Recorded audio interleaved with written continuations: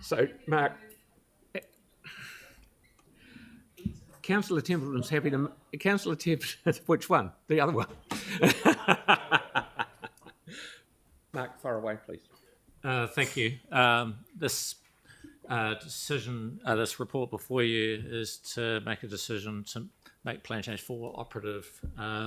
Just as context, I'll describe the issues that this plan change sought to address, the process and where it landed. So just as context, this plan change arose from the significant growth in short-term accommodation. We saw a significant increase in the use of residential units for Airbnb type accommodation from 2016, and the plan change was to recognise that that activity that was emerging and to better manage the effects arising on amenity character and coherence. There was no recognition that in the district plan prior to this plan change of this type of activity, and as a consequence there were limitations on council's ability to approve it even where the effects could be managed. In terms of the process, it commenced more than 3 years ago, and it's been a matter that has attracted a high level of interest and with a diverse range of views. After a submissions and hearings process and subsequent decision by council, it was appealed to the Environment Court, and there were a number of parties representing those diverse views who participated in mediation, and agreement was reached between those parties to an outcome that sought to balance the need to enable Airbnb type activity but also better manage the effects of it.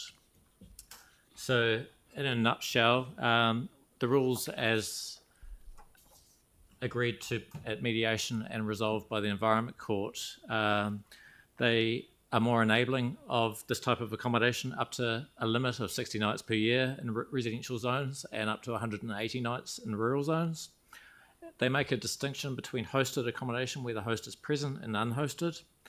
And they seek the policy framework behind these rules seeks to manage the effects on character, coherence, and amenity of neighbourhoods where people have raised concern about such effects. And where it's inconsistent with those outcomes, there is a policy to avoid such impacts. So this is really a conclusion of a lengthy process, but our council, as council staff, we're satisfied with the outcome and recommend it's approved. Thank you very much. Now, Councillor Templeton is happy to move it. And yes, Councillor McClellan's happy to second it, and fire away with your question. Oh, it seems like I had to do that to get the question. Hey, just clarifying, now that we're at the end of the process with all the changes in Environment Court and everything like that, how does our regulatory regime stack up against what we have in the rest of the country in terms of its toughness, for want of a less punitive word? So during the course of the process, we've done a comparison with other councils. There has been suggestions that our approach is more restrictive than other councils.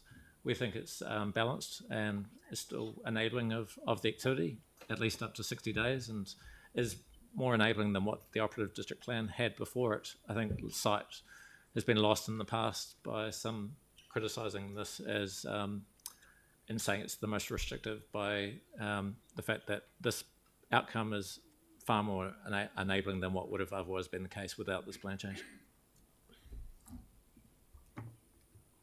Okay, thank you. Councillor Templeton. Just checking, and it differentiates between residential and rural. Where do the mixed use zones fit? Residential still, or? So within commercial and mixed use zones, visitor accommodation is permitted. Okay. So hotels, motels, and Airbnbs. Airbnb type accommodation cool. is. I was just thinking about that new area in Plan Change 14 where that will sit. So that will just be permitted. That's right. Cool. That's great. Thanks. Councillor Coker. For those restricted discretionary activities, what are those like things that can be looked at to decide whether it's allowed or not? So a restricted discretionary activity is one that can be granted or declined, but where the council's provided certainty of the effects that will be assessed, and they traverse matters including traffic and effects on neighbours of activities such as noise from outdoor activity on the site, and cover a broad range of matters in terms of amenity coherence. You're right there, Mel. Done? Councillor Harrison-Hunt, please. Kia ora.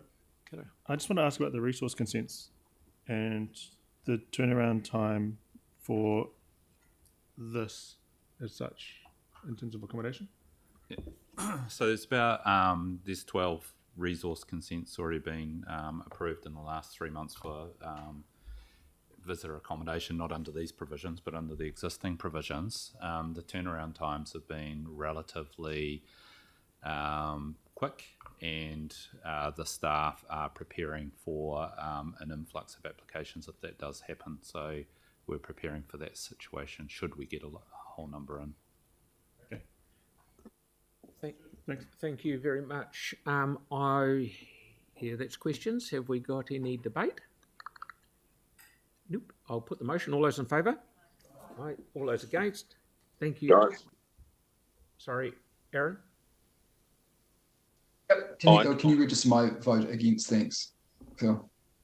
Okay, so Councillor Goff. Yeah, thank you. So that is carried. Thanks. Okay, so we're now up to item number 15.